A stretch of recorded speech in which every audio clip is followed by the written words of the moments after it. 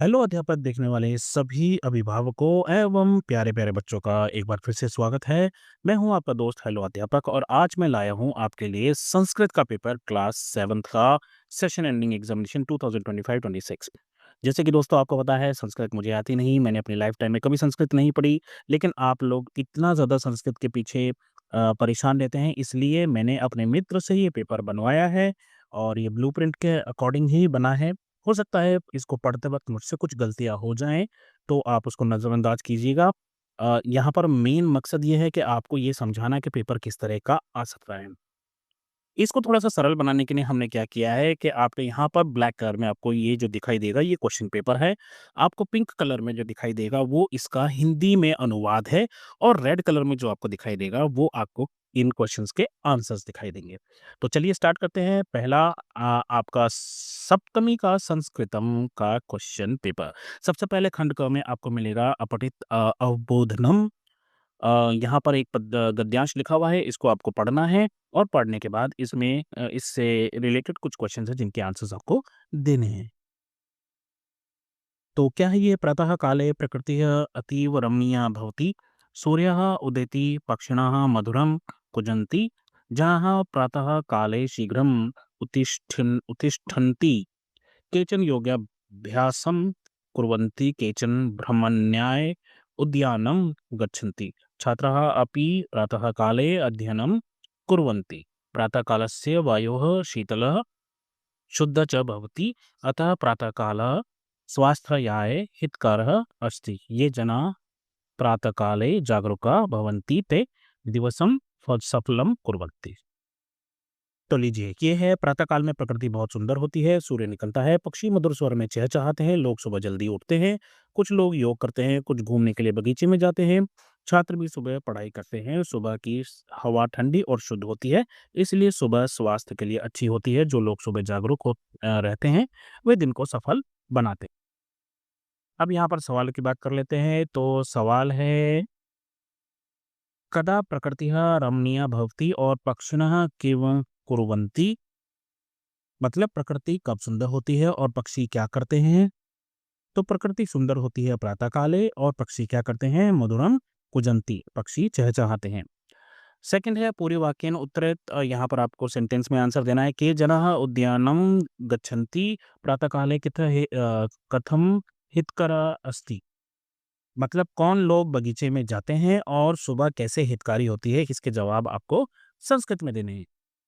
तो कौन लोग बगीचे में जाते हैं? केचन जनः उद्यानं गच्छन्ति। और सुबह हितकारी कैसे होती है? प्रातःकालः स्वास्थ्याय हितकरः अस्ति। ये आपको इसी में से पैराग्राफ में से देने थे। चलिए आगे बढ़ते हैं। यहाँ पर आपको एमसीक्यू टाइप में क्वेश्चन दे रखा है और यानी कि कर्ता काम करने वाला कौन है? तो यहाँ पर काम करने वाला जो है वो है स ऑप्शन करेक्ट ऑप्शन है। नेक्स्ट है शुद्ध शब्दस्य विलोम पदम। तो शुद्ध का विलोम शब्द क्या होगा? अशुद्ध होगा, ये हम सबको पता है, तो बिना देखे ही हम बता सकते हैं यहाँ पर करेक्ट आंसर होगा बी। उसके बाद खंड ख में यहाँ पर आपको दे रखा है रचनात्मक लेखनम। इसमें क्या है, यहाँ पर आपको एक पिक्चर दे रखी है, इस पिक्चर को देखकर आपको इन क्वेश्चंस के आंसर देने हैं। तो जैसे मासीशु पंचमः मास का 5वां महीना कौन-सा है? इस यहाँ पर जो भी लिखे हुए हैं इसके हिसाब से मार्गशीर्षः कतमः मासः क अस्ति? मासेषु दशम 10th वाला कौन-सा है? कार्तिकः कतमः मास अस्ति? तो इन सवालों का मतलब है महीनों में 5वां महीना कौन-सा है? मार्गशीर्ष कौन-सा महीना है? कौन से नंबर पे आ रहा है? 10वां महीना कौन-सा है? और कार्तिक का कौन-सा महीना है?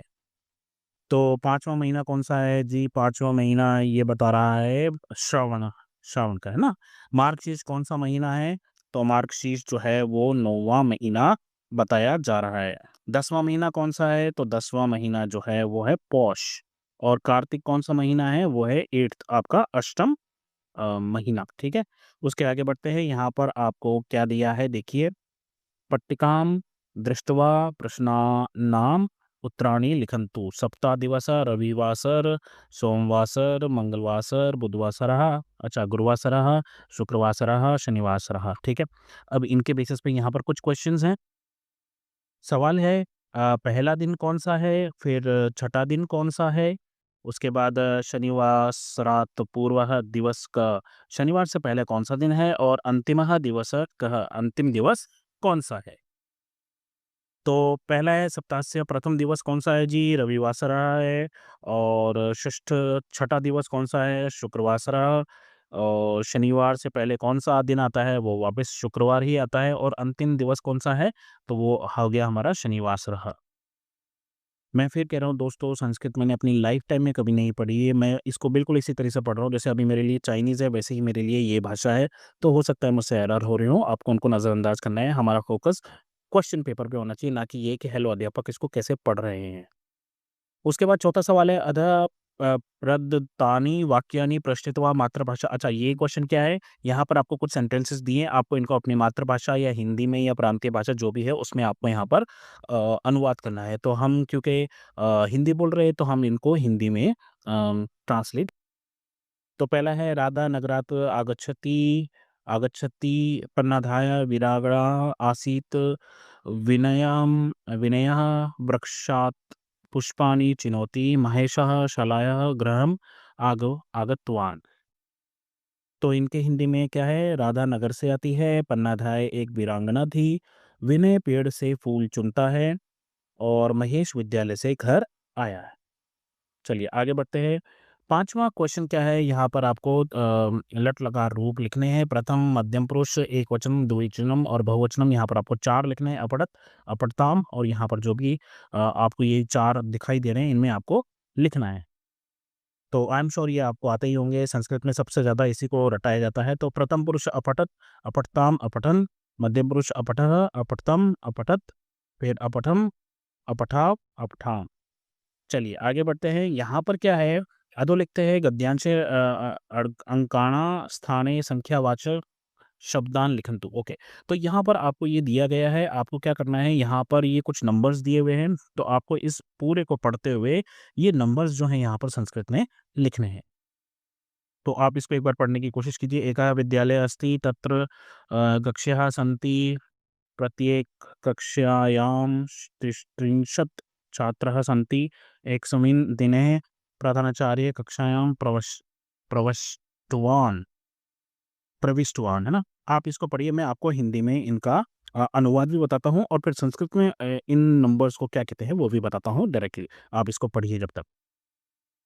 तो जब आप इसको पढ़ेंगे तो ये क्या है? एक विद्यालय है, वहाँ 4 कक्षाएँ हैं। अभी मैं सिर्फ़ आपको यह बता रहा हूँ इसका हिंदी में अनुवाद, ठीक है? वहाँ 4 कक्षाएँ हैं, फिर उसके बाद प्रत्येक कक्षा में 30 छात्र हैं और एक दिन एक प्रधानाचार्य जो है वो कक्षा में आए, उस दिन कक्षा में जो है 18 छात्र उपस्थित थे और 6 छात्र जो है वो अनुपस्थित थे। तो प्रधानाचार्य ने 3 सवाल पूछे, 2 छात्रों ने सही उत्तर दिया, 1 छात्र ने सभी प्रश्नों के उत्तर जान लिए।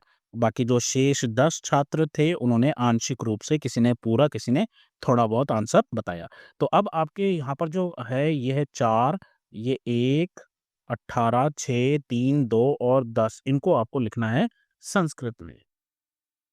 तो ये रहे आपका, ये 4 का है, ये क्या बोलते हैं इसको, आई एम नॉट श्योर। चत्स्नः एकः अष्टादश सॉरी षष्ठ त्रीन् द्वय द्वौ दश, ये आपके संस्कृत में नंबर हैं। नेक्स्ट क्वेश्चन है आपका, यहाँ पर आपको एक ऑप्शंस दे रखे हैं, यहाँ पर इन्होंने ये आपको पट्टिका दे रखी है। इसमें आपको क्या करना है, यहाँ पर आपको कुछ विशेषण दे रखे हैं, आपको इनमें से चुन के विशेष्य लिखने हैं और सही जो है पेयर बनाना है कि नूतने किसके साथ यहाँ पर सबसे ज़्यादा फिट बैठता है। तो आपको बेसिकली विशेषण और विशेष्य मिलाकर एक कंबाइंड वर्ड बनाने हैं। तो आप यहाँ लिख सकते हैं नूतन में नया घर, तो नूतन गृह, रक्तायाम शाटिकायाम, सुदीर्घः मार्ग, विशालम पाठशालम, उत्तमानि पुस्तकानि और पवित्रं गुरुकुलम। गुरुकुलम, हाँ, गुरुकुलम ही है। ठीक है? तो ये हो गया आपका 7वां क्वेश्चन। अब 8वें क्वेश्चन की तरफ बढ़ 8वां सवाल है कि उदाहरण के तौर पर यहाँ पर जो संधि है, वो संधि आपको करनी है। जैसे वीर प्लस अंगना, वीरांगना इन्होंने लिख रखा है। तो इसी तरीके से यहाँ पर है काल प्लस अंतरे, तो कालांतरे रामायण काले, रामायण काले, माता और भूमि, मातृभूमि, मातृभूमि। अभी देखते हैं क्या बनेगा, हित्म और मनोहारी। तो कालांतरे रामायण काले, माता भूमि, और ये तो बड़ा सरल सा था, इसको जोड़ो, दोनों को जोड़ के एक जोड़ा बना दो। उसके बाद 9th क्वेश्चन है, यहाँ पर आपको समानार्थक पदानि चित्वा लिखन्तु, मतलब यहाँ पर आपको समानार्थक शब्द लिखने हैं। तो स्वतः, प्रथमम, धनम और अवस्था, इनके आपको सिमिलर वर्ड्स ढूंढने हैं, सिनोनिम्स। तो वो हम ऐसे लिखेंगे, स्वतः का पुत्र, प्रथमम का आद्यम, धनम का वित्तम, वित्तम, वित्तम, और अवस्था का लिखेंगे हम स्थितः। उसके बाद हम बढ़ेंगे अपने खंड घ की। यहाँ पर फटित अवबोधनम है, यहाँ पर आपको एक गद्यांश दिया गया है, इस गद्यांश को आपको पढ़ना है और फिर आपको कुछ सवालों के जवाब देने हैं। अंडमान द्वीप समूह भारतस्य एकः केन्द्रशासित प्रदेशः अस्ति, अस्य राजधानी पोर्ट ब्लेयर इति अस्ति, अत्र सेल्युलर इति प्रसिद्धः कारागारः अस्ति, अस्य अपरं नाम कालापानी इति अपि अस्ति, अत्र स्वातन्त्र्य वीरः सावरकर अपि आसीत्, अंडमान द्वीपेषु नीलसमुद्रः, हरितवनानि च दृश्यन्ते, अनेके जनजातयः अपि अत्र निवसन्। तो हिंदी में क्या है, ये अंडमान भारत का एक केंद्र शासित प्रदेश है, इसकी राजधानी पोर्ट ब्लेयर है, यहाँ सेलुलर जेल नामक प्रसिद्ध कारागार है, इसका दूसरा नाम काला पानी भी है, यहाँ स्वतंत्रता सेनानी सावरकर भी रहे थे। अंडमान में नीला समुद्र और हरे वन दिखाई देते हैं, यहाँ कई जनजातियां भी रहती हैं। अब जैसे यहाँ कुछ सवाल है, एक वर्ड में आपको उत्तर देना है। अंडमान का प्रदेश अस्ति किस तरह का प्रदेश है, तो वो केंद्र शासित है। अंडमानीय राजधानी का, तो उसकी राजधानी पोर्ट ब्लेयर है, वो आप यहाँ पर लिख देंगे। पूरे वाक्यानुत्तरक में काला पानी इति कस्य अपरम नाम मतलब काला पानी किसका दूसरा नाम है, तो काला पानी दूसरा नाम किसका है, सेल्युलर जेल का। बट हमें तो संस्कृत में लिखना है, तो हम लिखेंगे सेल्युलर कारागारस्य अपरम नाम काला पानी अस्ति। उसके बाद है ख अंडमान द्वीपेषु किहि दृश्यते, क्या क्या दिख, तो नीला समुंदर, हरी हरी घास, मतलब हरियाली वहां दिखाई देती है, तो हम लिखेंगे नील समुद्र हरितवनानि, हरितवनानि च दृश्यन्ते। थर्ड है यथा निर्देशन तथा उत्तरत, अंडमान द्वीप समूह भारतस्य एकः केंद्र शासित प्रदेश अस्ति, यानी अंडमान द्वीप समूह भारत का एक केंद्र शासित प्रदेश है। तो अस्ति जो है इत्यस्मिन् पदे कह लकार, तो कौन सा लकार है यहाँ पर, लट लकार, लड लकार, लोट लकार, लिट लकार, तो ये जो है ये है लट लकार, राइट। तो आप इसमें फर्स्ट वाले को कर देंगे।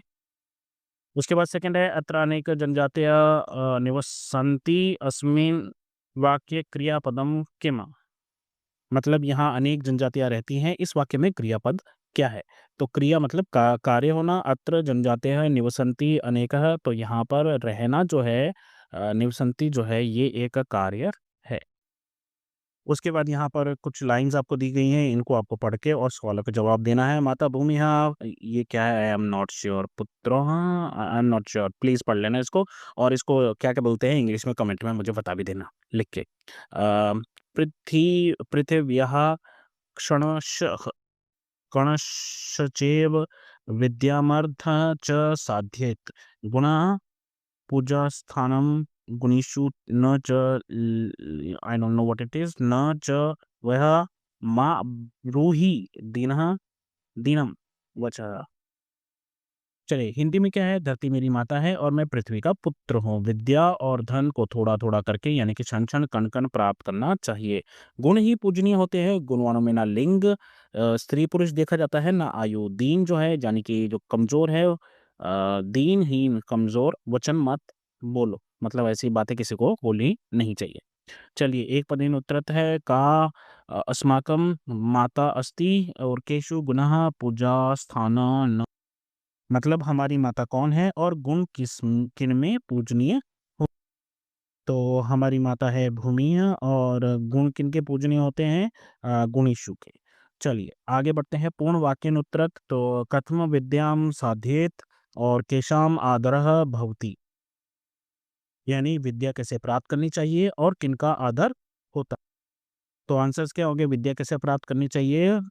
जैसे इन्होंने कहा क्षण-क्षण और कण-कण, यानी क्षणशः कणश्च विद्यामर्थं च साध्येत। और किनका आदर होता है? गुणिनाम आदर भवति। उसके बाद यहाँ पर आपको 2 एमसीक्यूज़ भी मिले हैं। माता भूमि अत्र भूमि शब्द किम अर्थम, अच्छा अर्थ बताना है हमें भूमि का, तो भूमि का अर्थ यहाँ पर क्या होगा? तो वो होगा नदी, पृथ्वी, आकाशः, वनम, तो पृथ्वी मुझे ज़्यादा अच्छा लग रहा है। नेक्स्ट है दीनम वचः वचः। अत्र दीनम पदस्य विलोम, अच्छा विलोम बताना है हमें, दीनम का विलोम क्या होएगा? तो दीन यानी कमज़ोर, तो उसका दुखी, तो उसका अपोज़िट हो जाएगा सुखम। उसके बाद 12th है उदाहरणानुसारं कितानि पदानि आश्रित्य प्रश्न निर्माण, अच्छा क्वेश्चन बनाना है यहाँ पर आपको। तो ऐसा लग रहा है थोड़े दिन और ऐसा ही चला ना तो मैं खुद पंडित बन जाऊँगा संस्कृत का। तो यहाँ पर आपको सेंटेंस दे रखा है और इनके क्वेश्चंस आपको फ्रेम करने हैं। तो यहाँ पर सेंटेंस है शीलम परम भूषणम, शील जो है सबसे अच्छा, सबसे बड़ा आभूषण है। इसका क्वेश्चन आपको बनाना।